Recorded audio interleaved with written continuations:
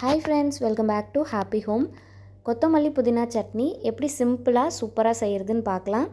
யூஸ்வலாக வீட்டில் செய்கிற சட்னி பார்த்திங்கன்னா வெங்காயம் தக்காளியெல்லாம் சேர்த்து செய்கிற மாதிரி இருக்கும். அதை விட இது ரொம்ப ஈஸியாகவும் டேஸ்ட்டு ரொம்பவே நல்லா இருந்துச்சு.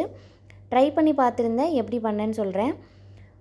ஒரு கடாயில் கொஞ்சமாக நல்லெண்ணெய் விட்டு 1.5 டேபிள் ஸ்பூன் அளவுக்கு உளுத்தம்பருப்பு, 1 டேபிள் ஸ்பூன் அளவுக்கு கடலைப்பருப்பு, ஒரு 4 பச்சை மிளகாய் காரம் கொஞ்சம் கம்மியாக இருந்ததுனால 2 வரமிளகாய் சேர்த்துருக்கேன். அது எல்லாத்தையுமே நல்லா வதக்கிட்டு அது கூட மல்லி புதினா ஒரு கைப்பிடி சேர்த்துருக்கேன். அதையும் நல்லா வதக்கிக்கலாம். ரொம்ப நேரம் வதக்குனீங்க அப்படின்னா சட்னி நல்லா க்ரீன் கலரில் வராது.